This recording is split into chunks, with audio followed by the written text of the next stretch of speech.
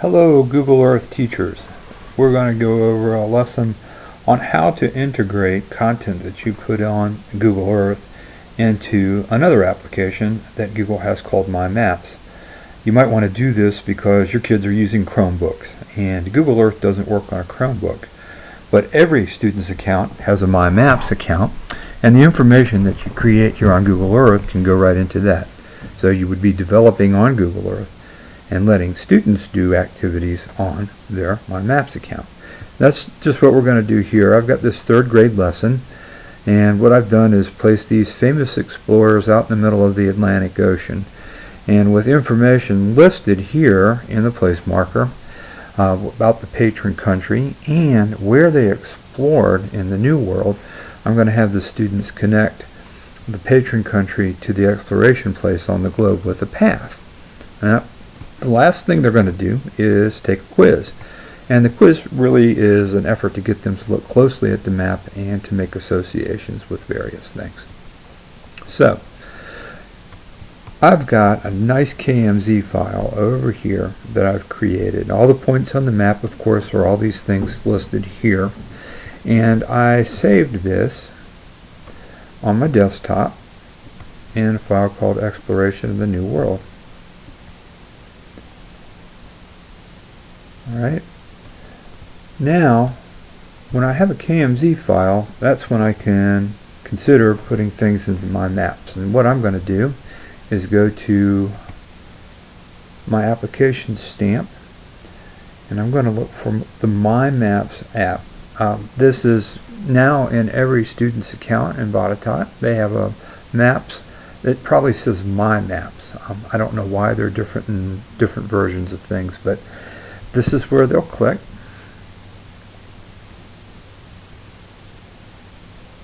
Okay, and what My Maps usually does, if your location service is turned on, it'll probably place you close to where you live. It's hard to say what you're going to see when you open this up. It could be just a map of the world or something that's a little bit more local. Alright, we want to get information from that KMZ file onto this map as a layer. So what I'm going to do is hit this menu and go down to the options of My Maps, and this is the part of this application that allows you to create custom content, and actually the KML and KMZ files for this too. Alright, down at the bottom here you can see I've got a Create Map icon. Give that a clicky.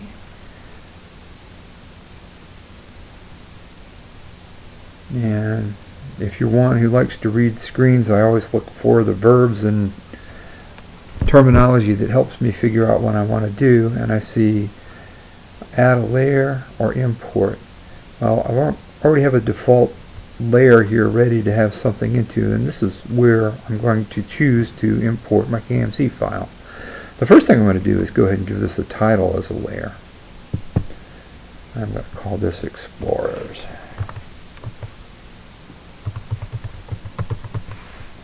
And save that.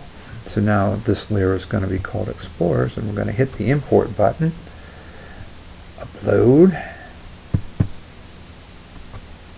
select the file from my computer. Here we go to the desktop. I just happen to have that handy right there, and it's going to take that file and upload it right here into my map.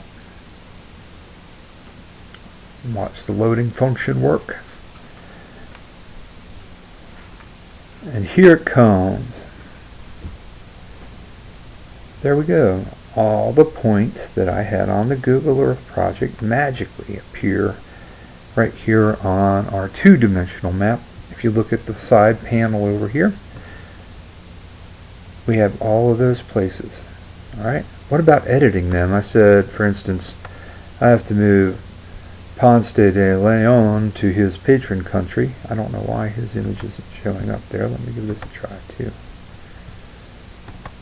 Alright, should have images in them. Sometimes they take a few seconds to pull in, but to illustrate this point, let's see. I'll go to Ponce de Leon, and I have an edit tool here, and if you come over to the place marker, you'll see you have an editing button.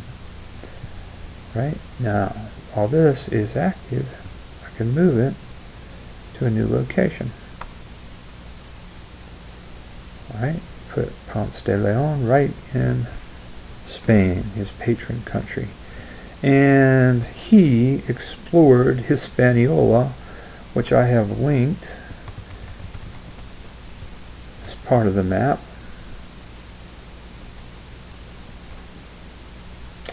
Oh my goodness. Come on back here. Too far in. There we go. Right, Hispaniola is here. So I am going to link the two, and look, you've got a path marker tool right here that you can draw a line with across the Atlantic Ocean. Now that's not the actual path that they took. I've done a little bit of research on how they traveled, and that probably wouldn't have been the way they went, but it connects the two things, and that's what we're trying to have the students do. So we've added a path, moved place markers, and put our content right here into the map. Now there's one other thing. You don't have to look at a two-dimensional map. You can look at satellite images. You have your choice of styles, and I'm going to switch that to the satellite perspective, which looks a bit more like Google Earth. It's still a cool activity, and kids can do these on Chromebooks or right within their Google account. They can do it at home if they have a computer there.